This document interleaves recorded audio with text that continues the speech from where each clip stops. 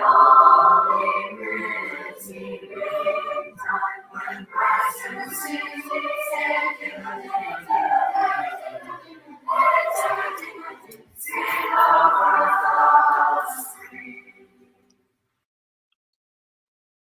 everybody. Welcome to the first Wheel of Shakespeare Challenge for the month of December. Hoping that everybody had a good Thanksgiving and looking forward to a good holiday season coming up. And we have with us today myself, Brannon, Sheila, Danielle, Alex, Maggie, Bill, Henry, and Eleanor. So we got a good crowd with us today, quite a few people. We'll go ahead. Based on the randomly selected order in advance, Brannon is going to do our first monologue today, followed by Danielle, then Bill. I'll tell you from there. So, Brannon, how you doing? Just fine. How about yourself? I'm good. Let me get the wheel up here so we can spin for you, see what you're going to do. All right. There we go. There's the wheel. So Brannon is going to perform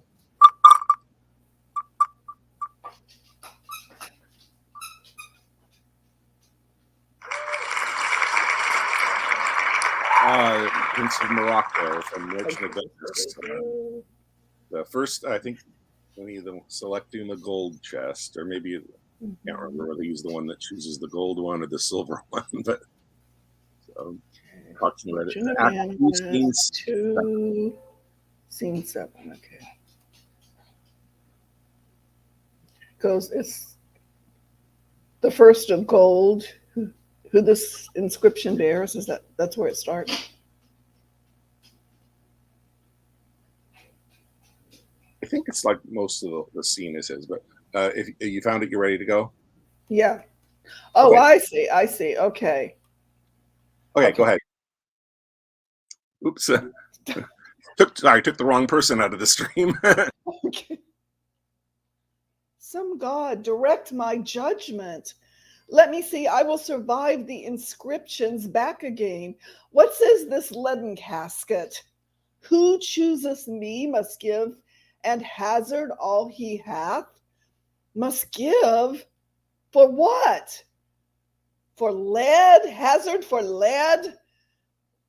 The casket threatens. Men that hazard all do in hope of fair advantages. A golden mind stoops not to shows of dross, till then nor give nor hazard aught for lead. Who says the silver with her virgin hue? Who chooses me shall get as much as he deserves. As much as he deserves. Pause there, Morocco, and weigh thy value with an even hand. If thou be rated by thy estimation, thou dost deserve enough, and yet enough may not extend so far to the lady. And yet to be afeard of my deserving were but a weak disabling of myself, as much as I deserve. Why, that's the lady. I do in birth deserve her, and in fortunes, in graces, and in qualities of breeding. But more than these, in love I do deserve. What if I strayed no further, but chose here? Let me see once more this saving grace graved in gold. Who chooseth me shall gain what many men desire. Why, what's the lady? All the world deserves her. From the four corners of the earth they came to kiss this shrine, this mortal breathing saint. The high canyon deserts and the vasty wilds of wild Arabia are as thoroughfares now for princes to come view fair Portia. The watery kingdom whose ambitious head spits in the face of heaven is no bar to stop the foreign spirits, but they come as o'er a brook to see fair Portia. As one of these three contain her heavenly picture, 'Tis like the lead contains her. 'Twere damnation to think so base a thought as that were too gross, to rib her cerecloth in an obscure grave. Or shall I think in silver she's immured, being 10 times undervalued into tried gold? Oh, sinful thought! Though so rich a gem was set in worse than gold, they have in England a coin that bears the figure of an angel, stamped in gold, but that's unsculptured upon. But here an angel in a golden bed lies all within. Deliver me the key. Here do I choose and thrive, I as may. See. Okay, very nice. Next up, we have Danielle, and then Bill, you're on deck. Hello, Danielle. Hello. You will be performing.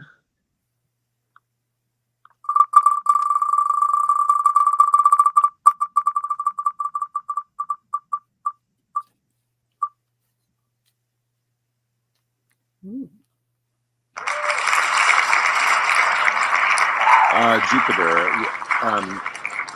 I took this out. You're not the one that did this the time it was spun before, have you? I don't think so. I think Okay. Yeah, this I is was a prisoner rather than it goes up the at the end of Cymbeline and kind of a literal Deus Ex Machina moment. No more, you petty spirits. Act 5, Scene 4.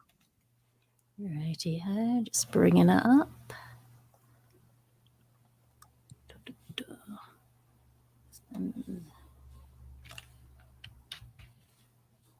Righty ho. Boom, boom, boom.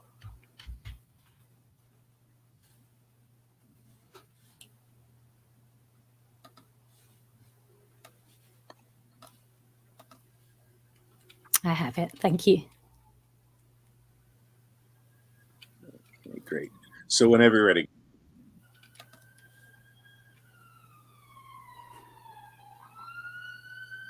No more, you petty spirits of region low, offend our hearing. Hush! How dare you ghosts accuse the thunderer, whose bolt you know, sky-planted, batters all rebelling coasts?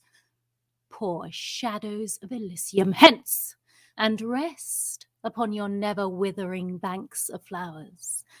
Be not with mortal accidents oppressed. No care of yours it is, you know 'tis ours. Whom best I love, I cross, to make my gift the more delayed, delighted. Be content. Your low-laid son our Godhead will uplift. His comforts thrive, his trials well are spent. Our jovial star reigned at his birth, and in our temple was he married. Rise and fade. He shall be lord of Lady Imogen, and happier much by his affliction made. This tablet lay upon his breast, wherein our pleasure his full fortune doth confine. And so, away! No further with your din express impatience, lest you stir up mine. Mount Eagle, to my palace crystalline. Scene. Okay, very nice. So Bill, you're up, and Eleanor, you're on deck.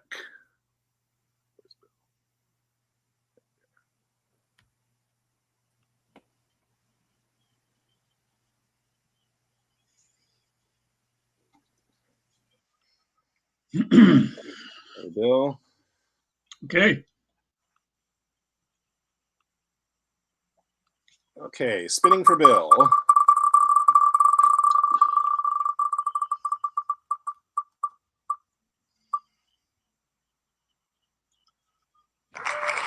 Orsino, opening the 12th night. If music be the food of love.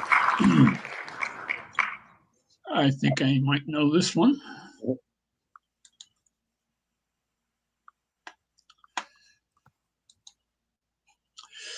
Okay, ready. Okay.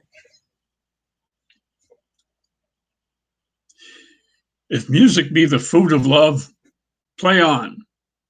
Give me excess of it, that surfeiting the appetite may sicken and so die. That strain again. It had a dying fall. Oh, it came o'er my ear like the sweet sound that breathes upon a bank of violets, stealing and giving odor. Enough, no more. 'Tis not so sweet now as it was before. Ah, spirit of love, how quick and fresh art thou, that notwithstanding thy capacity receiveth as a sea, naught enters there, of what validity and pitch soe'er, but falls into abatement and low price, even in a minute. So full of shapes is fancy that it alone is high fantastical. Scene.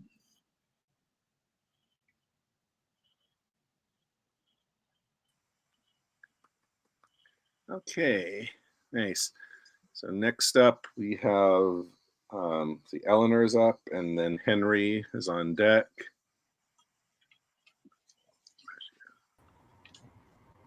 Hello, Eleanor. Okay, I'm here. so spinning for you, you will do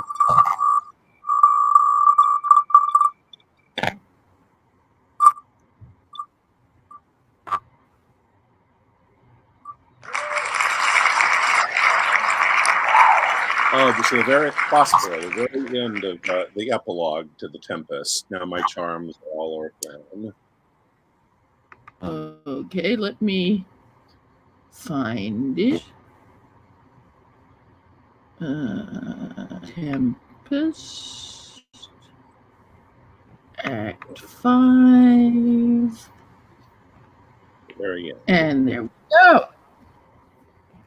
Okay, so whenever you're ready, go ahead. Now my charms are all overthrown, and what strength I have, my own, which is most faint. Now 'tis I must be here confined by you, or sent to Naples. Let me not, since I have my dukedom, pardon the deceiver, dwell in this bare island by your spell, but release me from my bands with the help of your good hands.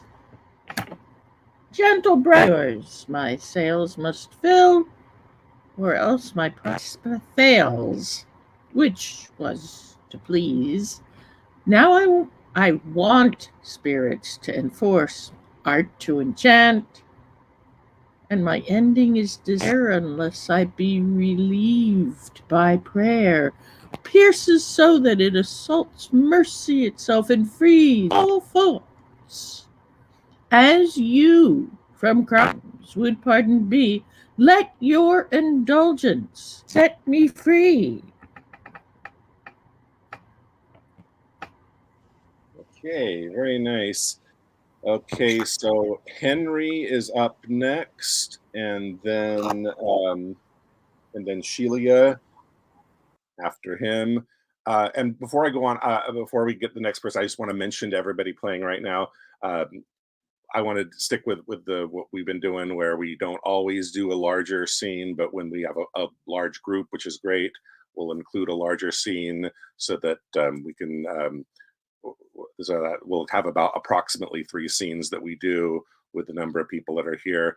So I had 2 for the larger scenes. I have a couple that are in. I have 2 in mind that, and I'll let you guys vote between those. Vote in the chat. One I was thinking maybe the opening of Much Ado About Nothing, where the messenger shows up. There's a messenger, Leonato, Beatrice, and Hero before the other men show up. And then the other idea, something serious, I would think Henry IV Part 2, the one where the rebellion against the king is coming right before they go to the king's deathbed scene. Uh, the younger son, not the heir to the throne, the Duke of Lancaster, is negotiating with the rebels and says, "I'll hear your grievances," and then and then okay, and then he says, "Okay, and now you're all under arrest. I said I'd listen to your grievances. I didn't say you weren't going to lose your head for your treason anyway." That's a good scene, the negotiation that ends with that surprise. So those are the two choices. That scene, Prince Prince John, Duke of Lancaster, with the traitors, with the rebels against his father, and the opening of Much Ado About Nothing. So while we do the rest of the monologues, that gives you some time to think about. I want to know. Decide which of those two you want to be the scene that we do, and vote in the comments. I'll decide that, plus probably two more that we decide randomly with the wheel. So that said, we'll move on to our next monologue, which is done by Henry. And again, Sheila is on deck. Henry, welcome. You're going to be doing...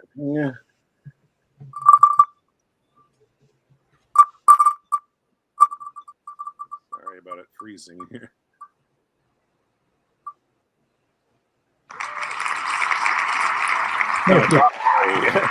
Dost thou not suspect my place? It's Act 4, Scene 2.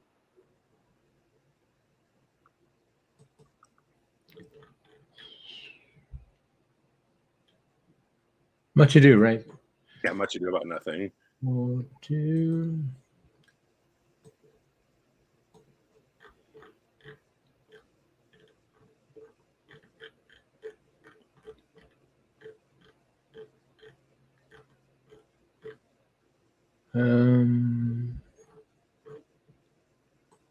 Line 41. Yeah, the very end of the scene. Which the end? Oh, right. If you want, I'll give you the cue, calling you an ass, and then take All right, myself. thank you very much indeed. That's very charming of you. Away! You are an ass! You are an ass! Dost thou not suspect my place? Dost thou not suspect my years? Oh, that he were here to write me down an ass! But, masters, remember that I am an ass. Though it be not written down, yet forget not that I am an ass. No, thou villain, thou art full of piety, as shall be proved upon thee by good witness. I am a wise fellow, and, which is more, an officer, and, which is more, a householder, and, which is more, a pretty piece of flesh as any is in Messina, and one that knows the law. Go to. And a rich fellow enough. Go to. And a fellow that hath had losses, and one that hath 2 gowns, and everything handsome about him. Bring him away. Oh, that I had been writ down an ass. I love that one. That's great. Okay, so Sheila is up, and I am on deck after Sheila, and then Alex after me. There she is. Okay, so Sheila is going to do...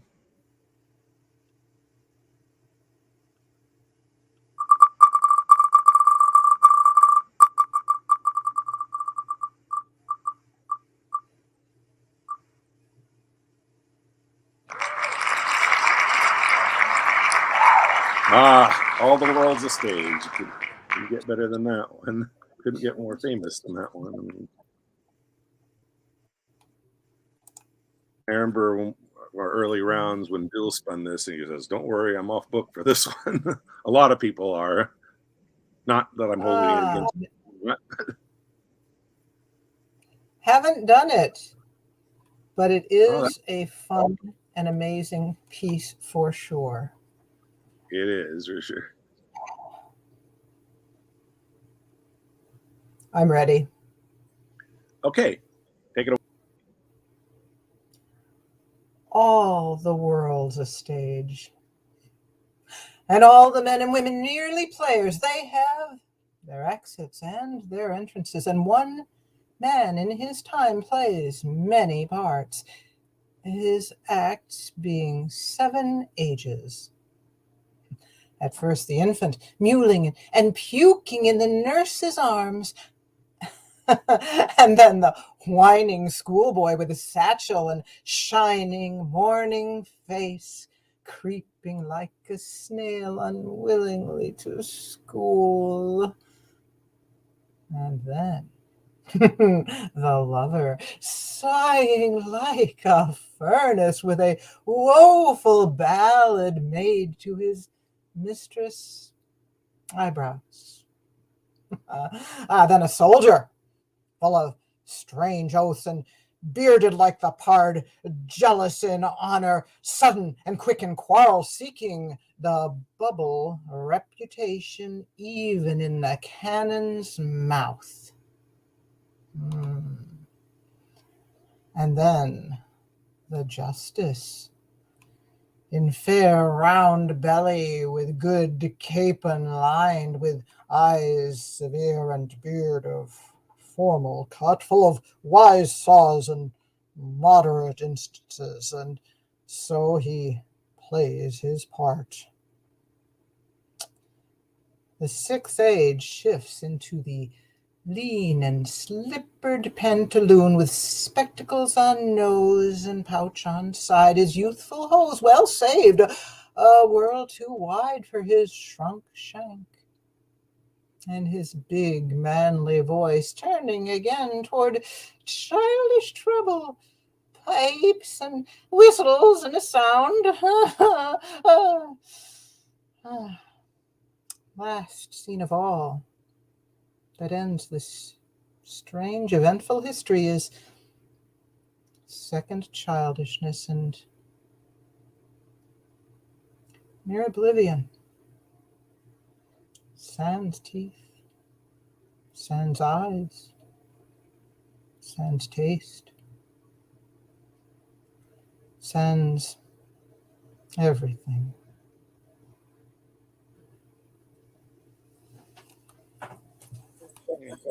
Awesome. So I'm next, and then Alex, you're on deck after me. But first, I am going to perform.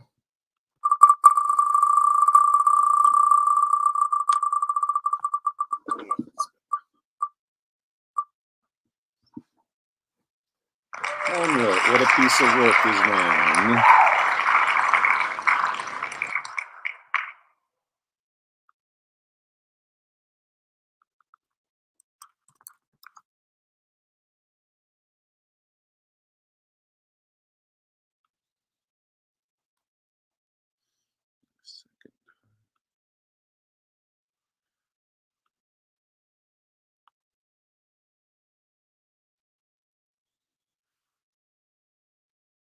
This is kind of like in the middle of one of the longest scenes in Shakespeare. So look. Okay, here we go. So Guildenstern just said, "My lord, we were sent for." Okay.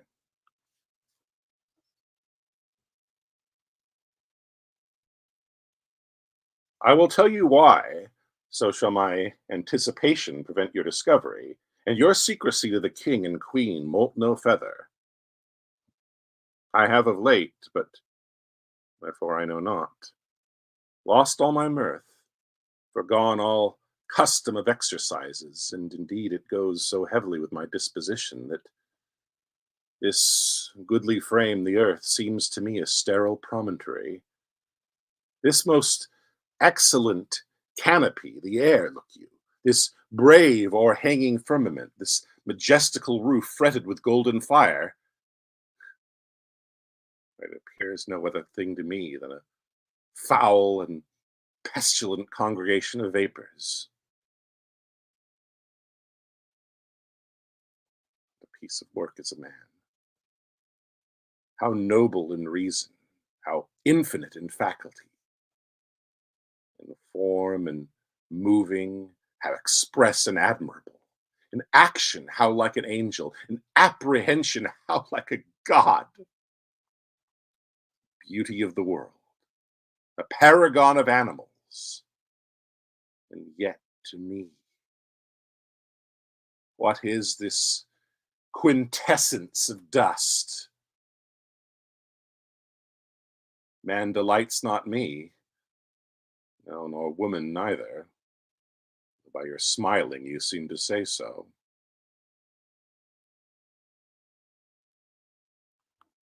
Scene. Okay. Wait, not where is he? Alex. Alex, Hello.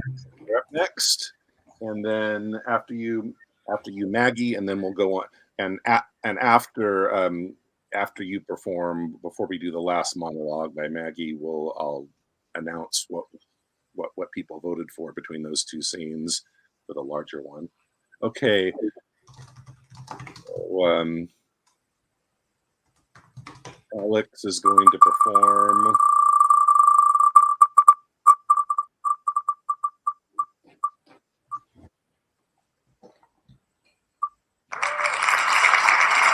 Pandarus, that's the closing monologue. This is the one that Ted, who's not with us today, suggested we add to the wheel. I think that's a good choice. It's the closing, basically. Pandarus delivering his epilogue. Troilus and Cressida. Which scene was it? Sorry. Act 5, I think scene 10, but it's the very end of the play. It's closing, just delivering his epilogue. Pandarus. Oh, okay, I have it. Okay, so go ahead.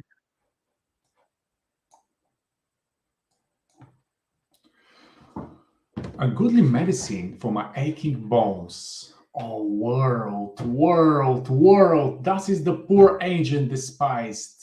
Oh, traitors and bawds, how earnestly are you set at work, and how ill requited. Why should our endeavor be so laughed, and the performance so lauded? What verse for it? What instance for it? Let me see. Full merrily the humble bee doth sing, till he hath lost his honey and his sting.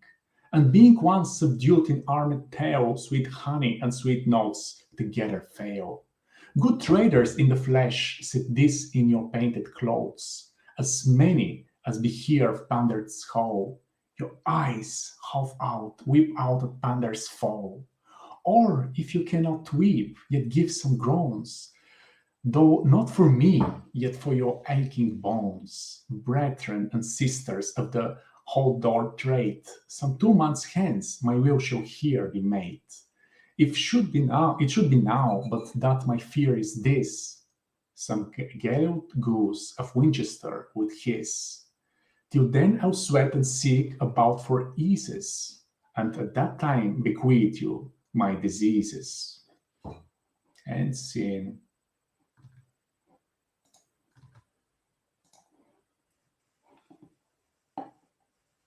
Okay, very nice. So before Maggie does our final monologue, just let you know, it looks like there were 3 votes for the Henry IV scene and 2 votes for the Much Ado About Nothing scene. So remind me, Much Ado About Nothing will be the one we do the next time we have more than 8 people in the stream. But this time, after Maggie performs, we'll spin for a couple more scenes. But the first 5 roles to cast will be John, Duke of Lancaster, the second in line to the throne after his brother, the future Henry V. The 3 rebels, the Archbishop of York, Duke of Mowbray, Duke of Hastings, and then Westmoreland, a cousin, I think cousin of the king, or it might be either or cousin of the prince. So Westmoreland and Lancaster are the part of the royal family, and then the other 3 are the rebels against them. So those are the first 5 roles. Then they're going to be, the rest will be determined by the wheel. So think about that while Maggie performs her monologue, the last monologue before we switch to scenes. And she will do.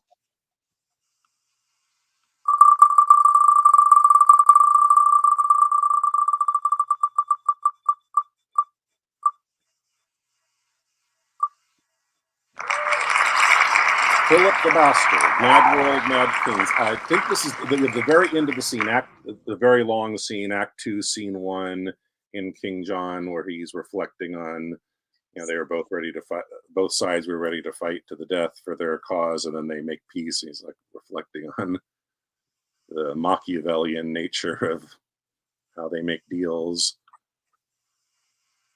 I'm skimming, I'm scanning down towards the end. Oh, yes, I have it. Okay. All right, go. Okay. Mad world, mad kings, mad composition. John, to stop Arthur's title in the whole, hath willingly departed with a part, and France, whose armored conscience buckled on, whom zeal and charity brought to the field as God's own soldier, rounded in the ear with that same purpose changer, that sly devil, that broker that still breaks the pate of faith, that daily break vow, he that wins of all, of kings, of beggars. Oops, just sorry, lost my place. I can't believe it. I'll say old men, young men, maids, who, having no external thing to lose but the word maid, cheats the poor maid of that smooth-faced gentleman, tickling commodity, the bias of the world, who of itself is pleased well, made to run even upon even ground, till this advantage, this vile drawing bias, this sway of motion, this commodity, makes it take heed from all indifferency, from all direction, purpose, course, intent. And this same bias, this commodity, this bawd, this broker, this all-changing word, clapped on the outward eye of fickle France, hath drawn him from his own determinate aid, from a resolved and honorable war to a most base and vile concluded peace. And why rail I on this commodity? But for because he hath not wooed me yet. Not that I have the power to clutch my hand when his fair angels would salute my palm, but for my hand, as unattempted yet, like a poor beggar raileth on the rich. Well, whilst I am a beggar, I will rail and say there is no sin but to be rich. And being rich, my virtue then shall be to say there is no vice but beggary. Since kings break faith upon commodity, gain be my lord, for I will worship thee. Okay, very nice, Maggie, and very nice, everybody, with your monologues. I'm looking forward to seeing the scenes. So again, the first one, I had two larger scenes in mind, and I let you guys vote. We voted between the two to choose Henry IV, Part 2, Act 4, Scene 2, in the forest, those five roles, Lancaster and Westmoreland, and then the rebels, Archbishop of York, Mowbray, and Hastings. And then we'll do that scene, and we will also do, here's the first one to be randomly determined.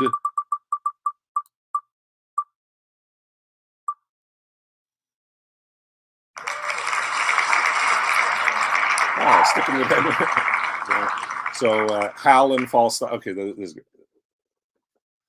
good. So Prince Hal and Falstaff in Act 1, Scene 2 of Henry IV, Part 1.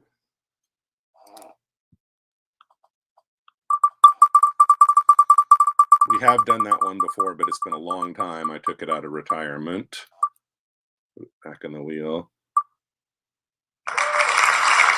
Okay, Caesar, Cassius in Act 1, Scene 2, Cassius and Brutus. Okay, so that works perfect. So we've now got, so between those 3 scenes, we do have 9 roles, 1 for everybody. So again, the 9 roles to choose from, and again, you will choose in reverse order from that you performed your monologues in. Will be Henry IV Part 2, Lancaster, Westmoreland, York, Mowbray, Hastings, Henry IV Part 1, Prince Hal, and Falstaff, and then Julius Caesar, Act 1, Scene 2, Cassius and Brutus. So the first choice amongst those 9 roles is by Maggie. What would you like to be? I will take Cassius. Cassius. Or Cassius as it scans. Yeah. Oh, sorry. Well, it's just, it depends on what the line is, actually. Got it. And then Alex has the next choice. Alex, what would you like? We're still doing King Henry IV Part 2, right? With Lancaster and the rest. Yes, you want Lancaster?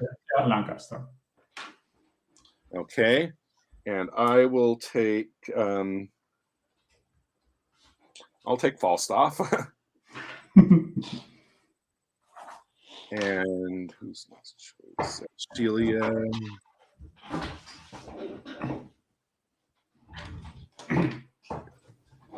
Celia, what would you like? Archbishop of York. Okay.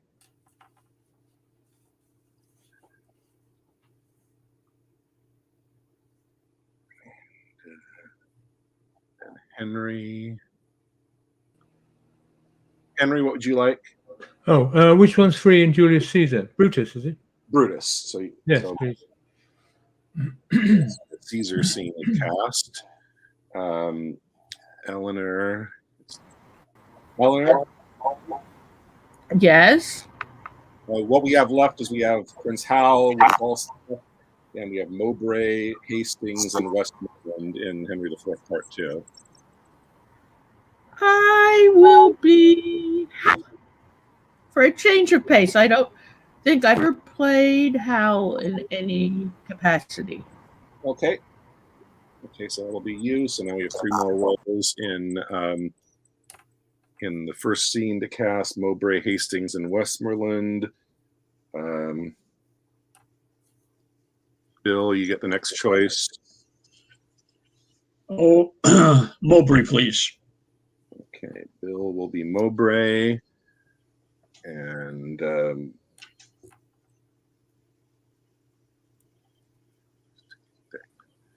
Danielle, do you want Hastings or Westmoreland? Hastings, please. Hastings. So Danielle will be Hastings, and that leaves Brannon to be Westmoreland, the prince's cousin here. Okay. My chair is messing up on me. So Brannon, that makes you Westmoreland. Has everybody found the scene that they know where to start with it? Well, actually, it's the whole scene. It's those 5 characters. Actually, I'm gonna. It starts with a long speech by Lancaster, and that's played by Alex. So I'm going to take everybody but Alex out of the stream to start it. But just want to make sure everyone's found the scene before I start.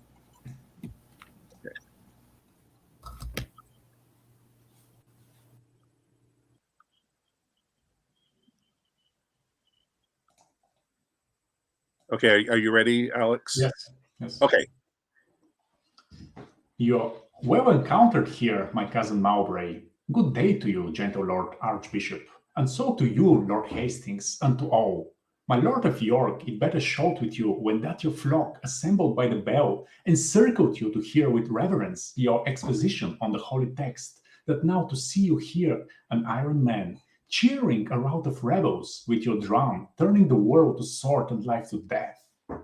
That man that sits within a monarch's heart and ripens in the sunshine of his favor, would he abuse the countenance of the king? Alack, what mischiefs might he set a brooch in shadow of such greatness. With you, Lord Bishop, it is even so. Who had not heard it spoken how deep you were within the books of God? To us, the speaker in his parliament, to us, the imagined voice of God himself, the very opener and the intelligencer between the grace, the sanctities of heaven and our thou workings. Oh, who shall believe but you misuse the reverence of your place, employ the countenance and grace of heaven, and as a false favorite doth his prince's name in deeds dishonorable? You have taken up under the counterfeited zeal of God the subjects of his substitute, my father, and both against the peace of heaven and him have here upsworn them.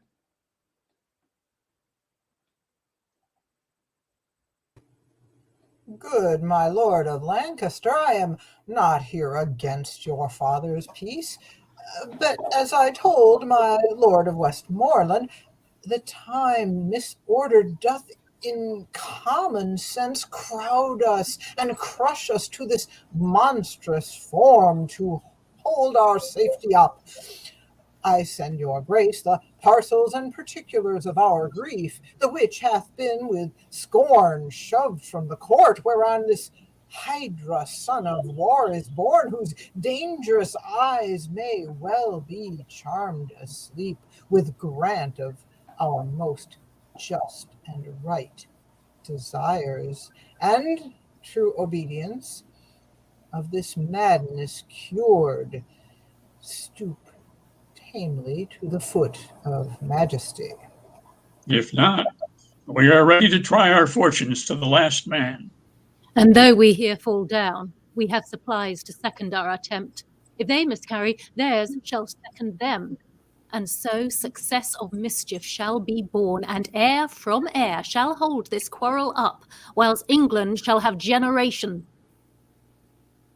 You are too shallow, Hastings, much too shallow to sound the bottom of the after times.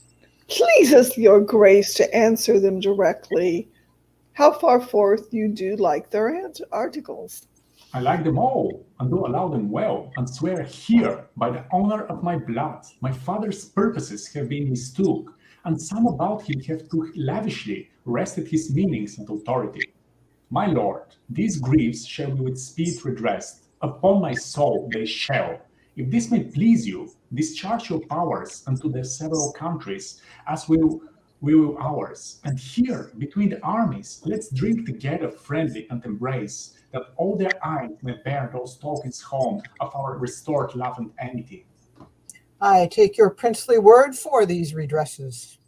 I give it you, and will maintain my word, and thereupon I drink unto your grace. Go, captain, and deliver to the army this news of peace. Let them have pay and part. I know it will well please them. Hie thee, captain. To you, my noble lord of Westmoreland. I pledge your grace, and if you knew what pains I have bestowed to breed this present peace, you would drink freely. But my love to ye shall show itself more open hereafter. I do not doubt you. I am glad of it. Health to my lord and gentle cousin, Mowbray.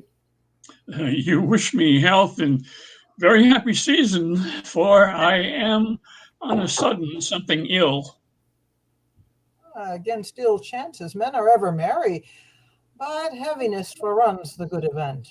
Therefore be merry, 'cause since sudden sorrow serves to say thus, some good thing comes tomorrow. Believe me, I am passing light in spirit. So much the worse if your own rule be true. The world of peace is rendered. Hark, how they shout! This had been a cheerful after victory. A peace is the nature of a conquest, for then both parties nobly are subdued, and neither party loser. Go, my lord, and let our army be discharged too.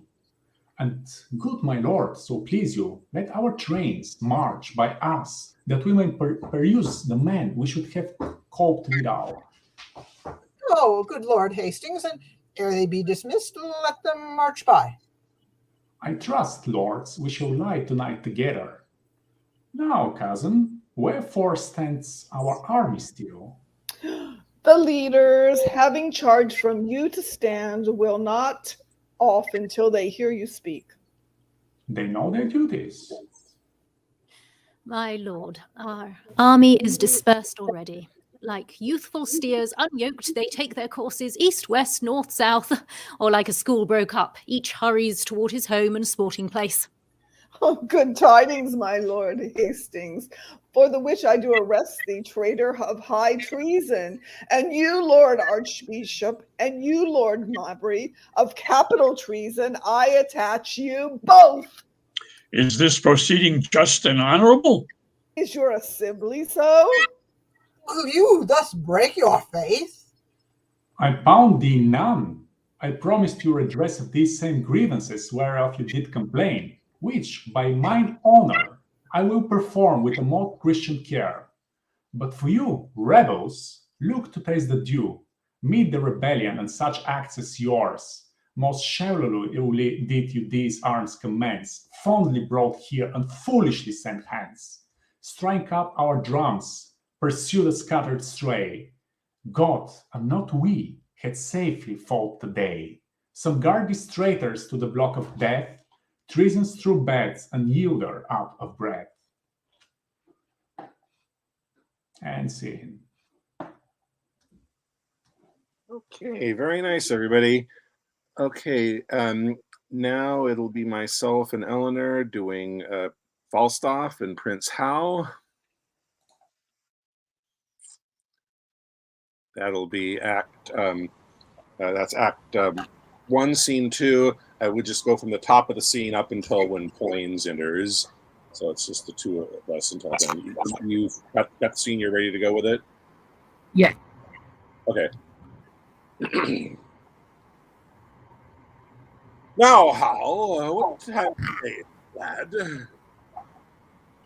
I'm so fat-witted with drinking of old sack and undoing the after supper and sleeping upon benches at noon, that thou hast forgotten to demand that truly which thou wouldst truly know.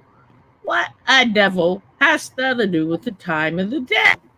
Unless hours were cups of sack and knits, capons and clocks, the tongues, odds and dials, the signs of leaping houses, and the blessed sun himself a fair hot wench, flame-coloured taffeta, I see then why thou should be so superfluous to demand the time of day. Indeed, you come near me now, Hal. For we that take purses go by the moon and the 7 stars, and not by Phoebus. He that wandering night affair, and I prithee, sweet wag, when thou art king, as God save thy grace, majesty, I should say, for grace thou wilt have none. What? None? No, by my troth, not so much as will serve to prologue to an egg and butter. Ah, how then? Come roundly. Marry then, sweet wag. When thou art king, let not us that are squires of the night's body be called thieves of the day's beauty. Let us be Diana's foresters, gentlemen of the shade, minions of the moon, and let men say we be men of good government, being governed as the sea is by our noble and chaste mistress the moon, under whose countenance we steal. Thou sayest well, and it's well too, for the fortune of us that are the moon men doth ebb and flow like the sea, governed as the sea is by the moon.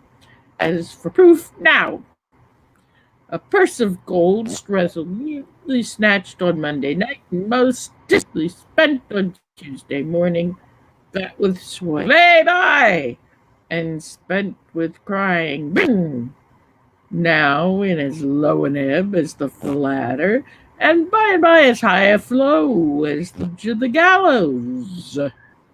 By the Lord, thou sayest true, lad.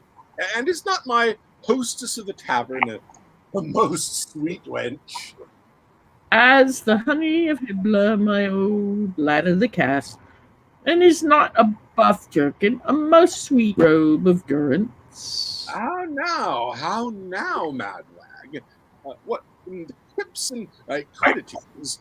What a plague have I to do with a buff jerkin? Why, what a pox to do with my hostess of the tavern? Well, thou hast called her to a reckoning many a time and oft. Did I ever call for thee to pay thy part? No, I'll give thee thy due. Thou hast paid all there. Yes, elsewhere, so far as my coin would stretch, and where it would not, I've used my credit. Yea, and so used it that were it not here apparent that thou art heir apparent. But I prithee, sweet wag, shall there be gallows standing in England when thou art king? And resolution thus fogged as it is with the rusty curb of old Father Attic the law? Do not thou, when thou art king, hang a thief. No doubt.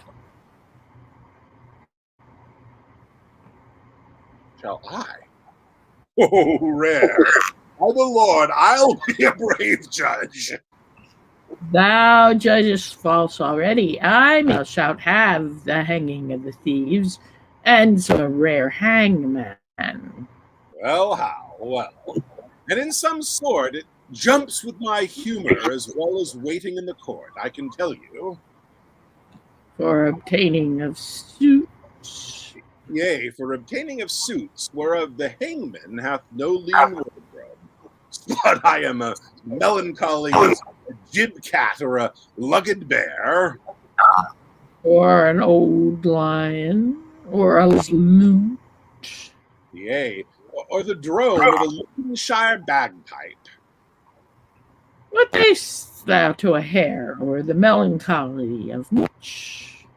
Thou hast the most unsavory similes, and art indeed the most comparative, rascally, sweet young prince. But how? I prithee, trouble me no more with vanity.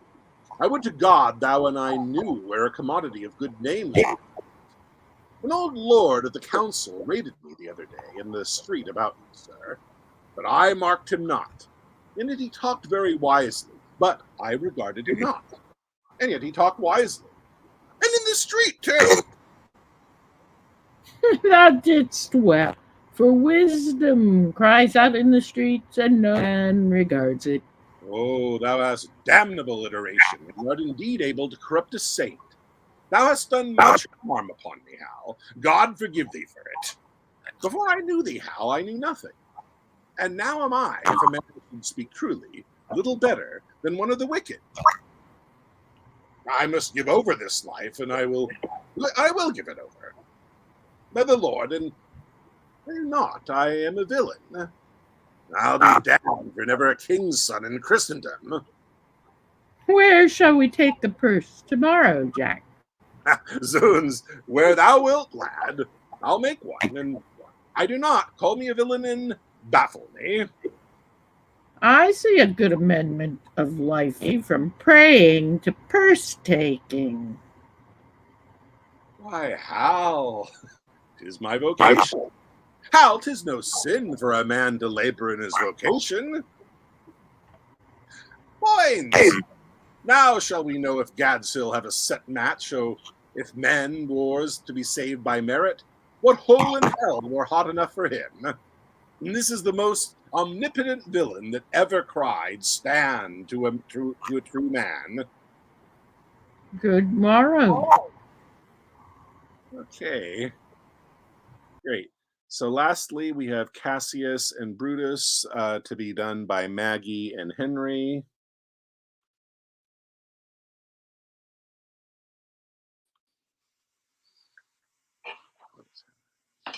I was trying to find something Cassius looking, but I couldn't do it. Okay, great. So you both are ready to go? This is close enough. Okay. Okay, go ahead. Will you see the order of the course? Not I. I pray you do. I am not gamesome. I do lack some part of that quick spirit that is in Antony.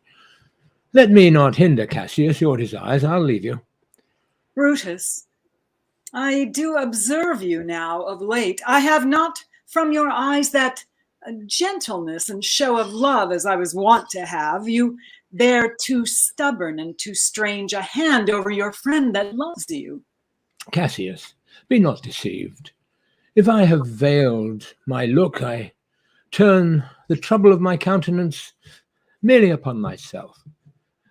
Vexed I am of late with passions of some difference, conceptions only proper to myself, which give some soil, perhaps, to my behaviours. But let not, therefore, my good friends be grieved, among which number, Cassius, be you one, nor construe any further my neglect than that poor Brutus with himself at war forgets the shows of love to other men. Then, Brutus, I have much mistook your passion, by means whereof this breast of mine hath buried thoughts of great value, worthy cogitations. Tell me, good Brutus, can you see your face? No, Cassius, for the eye sees not itself, but by reflection, by some other thing. 'Tis just. And it is very much lamented, Brutus, that you have no such mirrors as will turn your hidden worthiness into your eye, that you might see your shadow. I have heard where many of the best respect in Rome, except immortal Caesar, speaking of Brutus and groaning underneath this age's yoke, have wished that noble Brutus had his eyes. Into what dangers would you lead me, Cassius, that you would have me seek into myself for that which is not in me? Therefore, good Brutus, be prepared to hear. And since you know you cannot see yourself so well as by reflection, I, your glass, will modestly discover to yourself that of yourself which you yet not know of. And be not jealous on me, gentle Brutus. Were I a common laughter, or did use to stale with ordinary oaths my love to every new protester, if you know that I do fawn on men and hug them hard and after scandal them, or if you know that I profess myself in banqueting to all the rout, then hold me dangerous. Ah, what means this shouting? I do fear that people choose Caesar for their king. Aye, do you fear it? Then must I think you would not have it so. I would not, Cassius. Yet I love him well. But wherefore do you hold me here so long? What is it that you would impart to me? If it be aught toward the general good, set honour in one eye and death in the other, and I will look on both indifferently. For let the gods so speed me as I love the name of honour more than I fear death. I know that virtue be in you, Brutus, as well as I do know your outward favor. Well, honor is the subject of my story. I cannot tell what you and other men think of this life, but for my single self, I had as lief not be as live to be in awe of such a thing as I myself. I was born free as Caesar. So were you. We both have fed as well, and we can both endure the winter's cold as well as he. For once, upon a raw and gusty day, the troubled Tiber chafing at her shores, Caesar said to me, "Darest thou, Cassius, now leap in with me into this angry flood and swim to yonder point?" Upon the word, accoutred as I was, I plunged in and bade him follow. So indeed he did. The torrent roared, and we did buffet it with lusty sinews, throwing it aside and stemming it with hearts of controversy. But ere we could arrive the point proposed, Caesar cried, "Help me, Cassius, or I sink." I, as Aeneas, our great ancestor, did from the flames of Troy upon his shoulder the old Anchises bear, so from the waves of Tiber did I, the tired Caesar. And this man is now become a god, and Cassius is a wretched creature and must bend his body, if Caesar carelessly, but not on him. He had a fever when he was in Spain, and when the fit was on him, I did mark how he did shake. 'Tis true, this god did shake. His coward lips did from their color fly, and that same eye whose bend doth awe the world did lose his luster. I did hear him groan. Aye, and that tongue of his that bade the Romans mark him and write his speeches in their books, alas, it cried, "Give me some drink, Titinius, as a sick girl." Ye gods, it doth amaze me a man of such a feeble temper should get the start of the majestic world and bear the palm alone. Oh, another general shout. I do believe that these applauses are for some new honours that are heaped on Caesar. Why, man, he doth bestride the narrow world like a colossus, and we petty men walk under his huge legs and peep about to find ourselves dishonourable graves. Men at some time are masters of their fates. The fault, dear Brutus, is not in our stars, but in ourselves, that we are underlings. Brutus and Caesar. What should be in that Caesar? Why should that name be sounded more than yours? Write them together, yours is as fair a name. Sound them, it doth become the mouth as well. Weigh them, it is as heavy. Conjure with them, Brutus will start a spirit as soon as Caesar. Now, in the names of all the gods at once, upon what meat does this our Caesar feed that he has grown so great? Age, thou art shamed. Rome, thou hast lost the breed of noble bloods. When went there by an age since the great flood, but it was famed with more than with one man? When they could say till now that talked of Rome, that her wide walls encompassed but one man. Now is it Rome indeed, and room enough, when there is in it but one only man?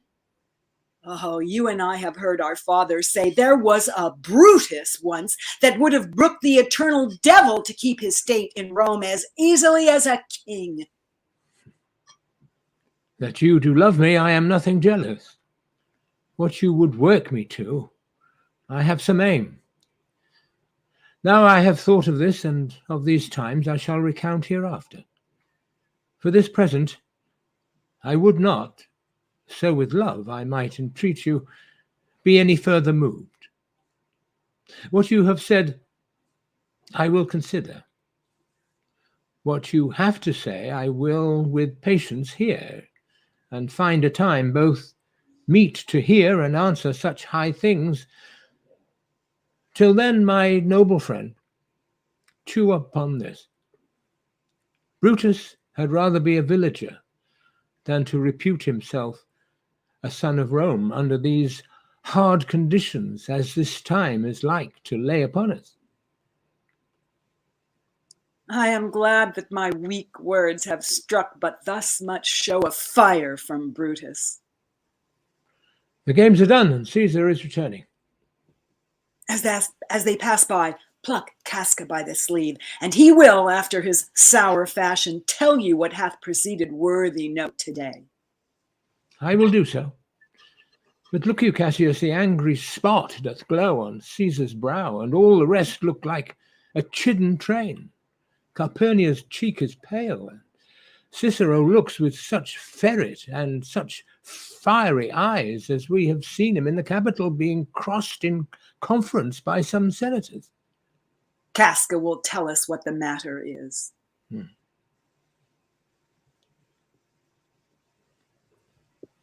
Okay, very nice, you guys. Thank you, Maggie. That was great. I love that. Very nice performances today by everybody. I look forward to seeing you guys again next week. I would like to mention I was thinking when I would change the intro that I play, some of the people that I put as the stars of the show don't join us anymore. I regret that, and a lot of people have joined us since then. I'd like to recreate a new banner and up to date with our regulars, and I can communicate. Like if I'm make sure I'm spelling your name right before I do that. What I thought I would do is I would wait till the calendar year. I'd say this is season 1, starting January 1st. We'll say Wheel of Shakespeare season 2, and I'll have a different intro. I'll remake the intro for that. So, if you have any feedback on that, or I might try to find a different song that I can relate to Shakespeare to open it with every time starting in the new year.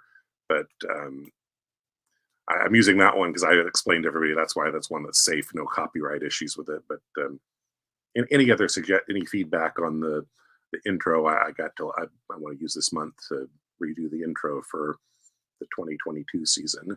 So other than that, great job again, everybody. Happy holidays. I'll see you guys again same time next week. Bye now.